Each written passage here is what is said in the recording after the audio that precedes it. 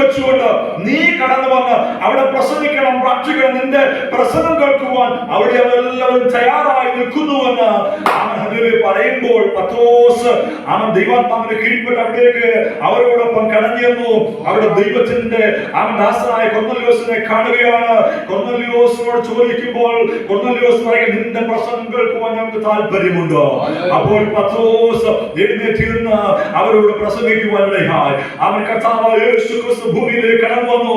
യഹൂദന്മാർ അവനെ ക്രൂശിച്ചു കൊന്നതും അവൻ മൂന്നാം നാൾ ഉയർത്തെഴുന്നേറ്റതും അവൻ ദൈവത്തിന്റെ പദ്ധതി തന്നിൽ കൂടെ അവൻ ജനങ്ങൾക്ക് പകർന്നു കൊടുത്തതുമായ കാര്യങ്ങളെല്ലാം അവൻ പത്രോസ് വിവരിച്ച് പ്രസ്താവിക്കുമ്പോൾ അവിടെ ഉണ്ടായിരുന്ന ഈ ജനമെല്ലാം പരിശുദ്ധാത്മാവിനാൽ നിറയപ്പെട്ടു. ഹല്ലേലൂയ. അവർ ആത്മാവിനാൽ അഭിഷേകം ചെയ്യപ്പെട്ടു എന്ന് നമ്മൾ വായിക്കുന്നു. ഹല്ലേലൂയ.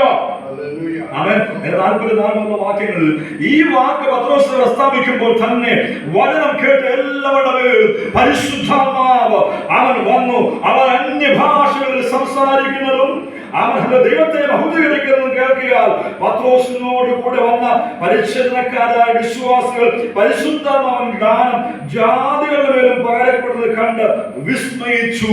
ഹല്ലേലൂയ. പരിച്ഛേദനക്കാരായ അല്ലെങ്കിൽ യഹൂദന്മാരായിരിക്കുന്നവർ ഈ പരിശുദ്ധാത്മാവ് ജാതികളുടെ മേലും പകരപ്പെടുന്നത് കണ്ടപ്പോൾ വിസ്മയിച്ചു എന്ന് വായിക്കുന്നു. അപ്പോൾ ദൈവം എന്ത് ചെയ്തു? അവൻ ജാതികളുടെ മേലും തന്റെ ആത്മാവിനെ പകർന്ന് അവൻ പരിശുദ്ധാത്മാവിനെ പകർന്ന് അവരെ തന്നിലേക്ക് തന്റെ സഭയിലേക്ക് അവൻ ചേർക്കുകയാണ്. ഹല്ലേലൂയ. രക്ഷിക്കപ്പെടുന്നവരുടെ കൂട്ടം അവൻ ദിനംപ്രതി സഭയോട് ചേർക്കപ്പെട്ടുകൊണ്ടിരുന്നു. അപ്പോൾ അവൻ യഹൂദന്മാർ മാത്രമല്ല ദൈവത്തിന്റെ പദ്ധതിയാകുന്ന ദൈവസഭയ്ക്കകത്തുള്ളത്. അവൻ കാണാതെ പോയ തിരഞ്ഞെടുപ്പാൻ മനുഷ്യപുത്രൻ വന്നു. എന്നാൽ അവനെ കൈക്കൊള്ളായിക ജാതികളിലേക്ക് തിരിഞ്ഞു. അവൻ ചിലർ പറയുന്ന പോലെ യഹൂദന്മാർക്ക് വേണ്ടി മാത്രമല്ല, യഹൂദന്മാരെ മാത്രം രക്ഷിക്കുവാൻ വേണ്ടിയല്ല. അവൻ കാണാതെ പോയ 10 ഗോത്രങ്ങളെ മാത്രം വിടുവിച്ച് അവരെ 12 ഗോത്രങ്ങളായി ചേർത്ത് അവർക്ക് വേണ്ടി മാത്രമല്ല യേശു ഭൂമിയിലേക്ക് വന്നത്. അവൻ ദർശനത്തിൽ കൂടെ പത്രോസിനോട് വ്യക്തമായി പറഞ്ഞു, അവൻ ജാതികളെയും പരിശുദ്ധമാവനാൽ ദൈവം നിറയ്ക്കും, അവരെയും കൂടെ ചേർത്താണ് അപ്പോസ്തല പ്രവൃത്തികളിൽ കാണുന്ന ദൈവത്തിന്റെ സഭ എന്ന് പറയപ്പെടുന്നത്. 1 അധ്യായത്തിൽ നമ്മൾ വായിക്കുമ്പോൾ അതിനെ എതിർത്തു എന്ന് നമ്മൾ വായിക്കുന്നു. വ്യത്യാസമുണ്ടായി എന്ന് വായിക്കുന്നു. അല്ലെങ്കിൽ അവിടെ ചിന്ത യഹൂദന്മാർക്ക് വേണ്ടി മാത്രമാണ് ദൈവത്തിന്റെ പദ്ധതി എന്നാണ്. എന്നാൽ ദൈവം ദർശനത്തിൽ കൂടെ പത്രോസിനോട് വളരെ വ്യക്തമായി അത് സംസാരിക്കാനിടയായെങ്കിൽ ഈ ദൈവകൃപയിലേക്ക് അവൻ നമ്മെ ചേർക്കുവാനിടയായി. ഹല്ലേലൂയ. ഇത് അവൻ ഇപ്പോഴും കണ്ടിന്യൂ ചെയ്തുകൊണ്ടിരിക്കുകയാണ്. 1-ാം നൂറ്റാണ്ടിൽ അവൻ മാളികമുറിയിൽ ആരംഭിച്ച പരിശുദ്ധാത്മാവിന്റെ പ്രവൃത്തി ഇന്നും ജാതികളിൽ കൂടെ നമ്മെയും ആ രക്ഷിക്കപ്പെടുന്ന ദൈവസഭയോട് ചേർത്തുകൊണ്ടിരിക്കുമ്പോൾ ഇത് അതിന്റെ പൂർത്തീകരണം. ഈ പുതിയ നിയമം എന്ന് പറയുന്ന ദൈവം ജനത്തോട് വാഗ്ദത്തം ചെയ്യുന്നതായ പുതിയ നിയമം, ഞാൻ പുതിയൊരു ഹൃദയം നൽകും, പുതിയൊരു ആത്മാവിനെ നൽകുമെന്ന് യഹൂദന്മാരോട് പറയുമ്പോൾ അത് ജാതികളിലേക്കും വ്യാപരിപ്പാനിടയായി. അവൻ കാട്ടുവരുന്നേ എന്നോട് ചേർക്കുവാനിടയായെങ്കിൽ ഇതെന്നാണ് പൂർത്തീകരിക്കപ്പെടുന്നത്. ഹല്ലേലൂയ. കർത്താവിന്റെ 1000 ആണ്ട് വാഴ്ചയാകുമ്പോൾ ഈ പുതിയ നിയമം അവരുടെ ഹൃദയത്തിൽ നൽകുമെന്നുള്ളതായ പ്രമാണം നിവർത്തിക്കപ്പെടുവാനിടയാകും. ഹല്ലേലൂയ. അതിനുശേഷമായിട്ട് സ്വർഗത്തിൽ അത് ഭൂമിയിൽ 1000 ആണ്ട് വാഴ്ചയിൽ ആ പ്രവചനം നിവർത്തിക്കപ്പെടും. ഹല്ലേലൂയ. പുതിയ നിയമം അവർക്ക് നൽകപ്പെടുന്നതായ പ്രവചനം 1000 ആണ്ട് വാഴ്ചയിൽ ഭൂമിയിൽ അനുവർത്തിക്കപ്പെടും, സ്വർഗത്തിൽ അനുവർത്തിക്കപ്പെടുന്നതാണ് നിത്യമായ വാഴ്ച. കർത്താവിനോട് കൂടെ തന്റെ ജനമെല്ലാം വാഴുമ്പോൾ അത് നിത്യമായി അവരുടെ ഹൃദയങ്ങളിൽ എപ്പോഴും അവന്റെ ആത്മാവ് വസിച്ചുകൊണ്ട് അവൻ മാംസമായ ഹൃദയം പ്രാപിച്ചുകൊണ്ട് പുതിയ നിയമം പ്രാപിച്ചുകൊണ്ട് അവർ നിത്യമായ കർത്താവിനോട് കൂടെ വാഴുവാനിടയാകുമെന്ന് അവൻ ദൈവത്തിന്റെ നമ്മെ പഠിപ്പിക്കുകയാണ്. 4-ാം അധ്യായം 26-ാമത്തെ വാക്യത്തിൽ നമ്മൾ വായിക്കുന്നു, ഹല്ലേലൂയ, അവർക്ക് ദൈവം കൊടുത്തിരിക്കുന്ന ഈ പുതിയ നിയമം എന്താണ്? ഹല്ലേലൂയ. വാഗ്ദത്ത സന്തതിയായ അവൻ ഇസ്ഹാക്കിനെ, ഹല്ലേലൂയ, അതേ അത് ജഡത്തിലുള്ള സന്തതിയല്ല, വാഗ്ദത്ത സന്തതിയായ ഇസ്രായേലിന് വേണ്ടിയാണ് ദൈവം പറഞ്ഞത് എന്ന് പറയുന്നത് പോലെ തന്നെ ആ വാക്യം വായിക്കാം. ഗലാത്യർ 4:26.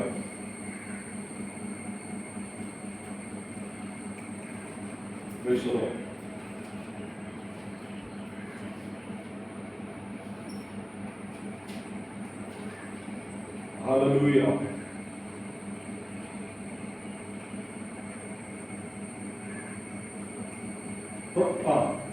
എന്നാൽ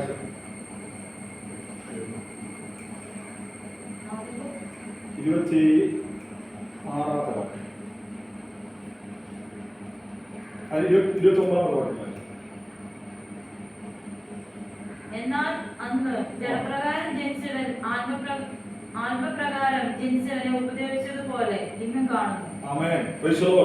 എന്നാൽ അന്ന് ജഡപ്രകാരം ജനിച്ചവൻ ആത്മപ്രകാരം ജനിച്ചവനെ ഉപദ്രവിച്ചതുപോലെ ഇന്നും കാണുന്നു.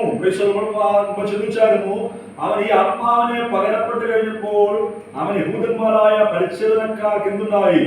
അവൻ വിദ്വേഷമുണ്ടായി, അഭിപ്രായ വ്യത്യാസമുണ്ടായി. ആ കലഹം ഗലാത്യ സഭയിലും അവൻ കൊരിന്ത് സഭയിലും ഒക്കെ അവൻ കണ്ടുവരുന്നുണ്ടോ?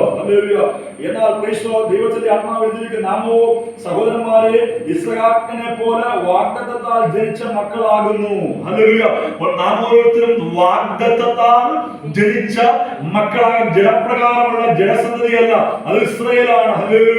ആ ജഡസന്തതി നിലനിൽക്കുമ്പോൾ തന്നെ വാഗ്ദത്ത പ്രകാരം ജഡരക്തത്താൽ ജനിക്കാത്ത സന്തതിയായി നാം ഓരോരുത്തരും അവൻ ജനിച്ചു.